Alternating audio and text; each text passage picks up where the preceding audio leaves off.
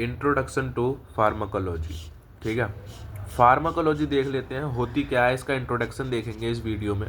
ठीक है, pharmacology is the science, ये क्या है, साइंस ही है, विज्ञान है, which deals with the drugs and their action on human body और एनिमल्स।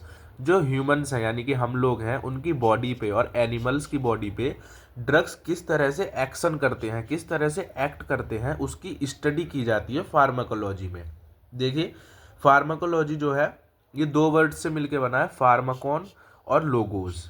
फार्माकोन का मतलब होता है ड्रग्स और लोगोस का मतलब होता है ट्रीटेटाइज या ट्रीट, मतलब कि जो ड्रग्स हैं वो किस तरह से हमको ट्रीट करते हैं, इसकी स्टडी हम करते हैं फार्माकोलॉजी में। अब इसकी ब्रांच देख लेते हैं। मेन इसकी दो ब्रांच होती हैं जिनकी हमको स्टडी करनी है, फार्मेकोकाइनेटिक्स और फार्मेकोडायनामिक्स। अब देख लेते हैं कि ये क्या होती हैं। तो पहले देख लेते हैं काइनेटिक्स। फार्मेकोकाइनेटिक्स क्या होती है? देखिए, the study of absorption, distribution, metabolism and excretion of drug, यानी हमारी बॉडी में जब कोई हम ड्रग लेते हैं तो उसका एब्जॉर्प्शन कैसे होता है, वो हमारी बॉडी में ब्लड में डिस्ट्रीब्यूट कैसे होती है, वो उसका मेटाबॉलिज्म कैसे होता है हमारी बॉडी में, और उस ड्रग का एक्सक्रीशन कैसे होता है, इस सब की स्टडी हम करते हैं फार्मेकोकाइनेटिक्स में। अब देख लेते हैं डायनामिक्स, यानी कि फार्मेकोडायनामिक्स। वर्ड्स से भी इनकी डेफिनेशन क्लियर हो रही है। डायनामिक्स वर्ड का मतलब होता है एक्शन। इसमें हम पढ़ते हैं mechanism of action of drugs, हमारी बॉडी पे जो ड्रग ली है हमने उसका क्या इफेक्ट होने वाला है, इसकी स्टडी हम करते हैं डायनामिक्स में, वो हम पे कैसे एक्ट करेगी। The study of mechanism of action of drugs and pharmacological effect produced on the human body, यानी जो हमारी बॉडी है उस पर जो हमने ड्रग्स ली है उसका क्या फार्माकोलॉजिकल इफेक्ट होने वाला है, इसकी स्टडी हम करते हैं फार्माकोडायनामिक्स में। ठीक है, देखिए क्या लिखा है, the pharmacodynamics is the process by which the drug influence the physiology of a body cell. जो बॉडी सेल हैं उनको किस तरह से इन्फ्लुएंस करता है कोई ड्रग, इसकी स्टडी, इस टोटल प्रोसेस की स्टडी हम फार्माकोडायनामिक्स में करते हैं।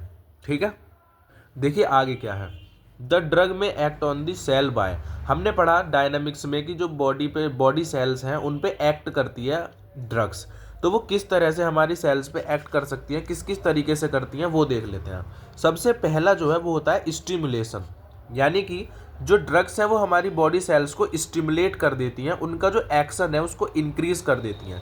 Some of the drugs increase action और activity of specialized body cells, यानी कि कुछ स्पेशलाइज्ड बॉडी सेल्स जिनके लिए कोई मेडिसिन या कोई ड्रग ली गई है, उनकी जो एक्शन है, उनकी जो एक्टिविटी है, उनको ड्रग्स इंक्रीज कर देते हैं।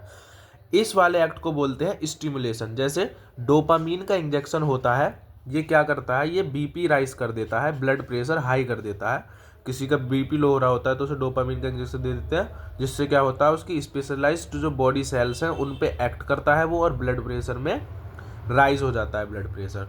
ठीक है, सेकंड है डिप्रेशन। डिप्रेशन क्या होता है, decrease the activity of specialized cells. जो हमने ड्रग लिया है अगर वो हमारी बॉडी सेल्स जो है स्पेशलाइज्ड बॉडी सेल्स है, अगर उनकी एक्टिविटी को डिक्रीज कर देता है तो इस वाले एक्ट को बोलते हैं डिप्रेशन। जैसे ओपियम हो गया, मॉर्फिन हो गया, हेरोइन हो गया, एनेस्थेटिक्स हो गए और लिंगोकेन हो गए, ये लिग्नोकेन, ये चीज़ें क्या करती हैं, ये डिप्रेशन कर देती हैं, ये जो कुछ सेल्स होती हैं उनकी एक्टिविटी को स्लो कर देती हैं, डाउन कर देती हैं। वर्ड से भी इसकी डेफिनेशन क्लियर है, बहुत इजी टॉपिक है, बड़े आसानी से क्लियर हो जाएंगे, आगे देखते रहिए सब क्लियर हो जाएगा। इरिटेशन क्या होता है, कुछ ड्रग्स क्या होती हैं, इरिटेशन कॉज कर देती हैं सेल्स में, cause irritation of the specialized cells. जैसे ये क्या करती हैं, ये वाली जो इरिटेशन कैसे कॉज करती हैं, जो ब्रेन का सेंट्रल ट्रिगर जोन होता है, CTZ जो होता है, इसको क्या कर देती हैं, स्टिमुलेट कर देती हैं। इसकी वजह से गैस्ट्रिक म्यूकोजा, स्टमक से रिलेटेड होता है, ये एक्टिव हो जाता है, स्टिमुलेट हो जाता है, जिसकी वजह से वॉमिटिंग कॉज भी हो जाती है।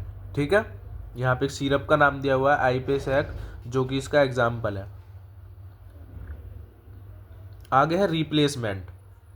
रिप्लेसमेंट कैसे होता है, जैसे कोई नेचुरल सब्सटेंस है, हमारी बॉडी में नेचुरली कोई सब्सटेंस पाया जाता है, अगर उसकी डिफिशियंसी हो जाती है तो उसको रिप्लेस करने के लिए हम ड्रग्स का यूज़ कर सकते हैं। जैसे देख लीजिए क्या लिखा है, the drugs may be used as replacement when natural occurring drug substance is found deficit in body.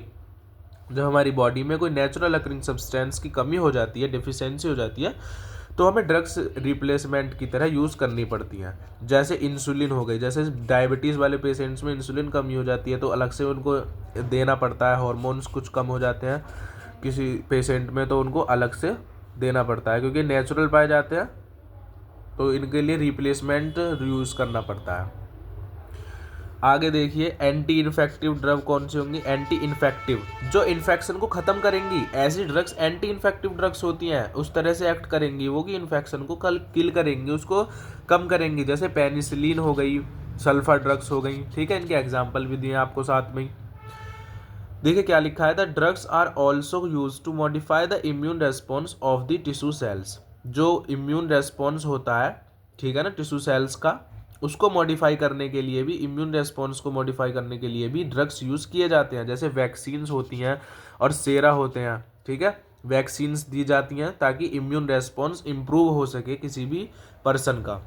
इसके एग्जाम्पल दिया हुआ है, azathioprine, cyclosporine are used to protect the transplanted organs of the human body. जिन लोगों में कोई organ transplant किया जाता है उनमें ये वाली जो मेडिसिन है उनको दी जाती है, ठीक है।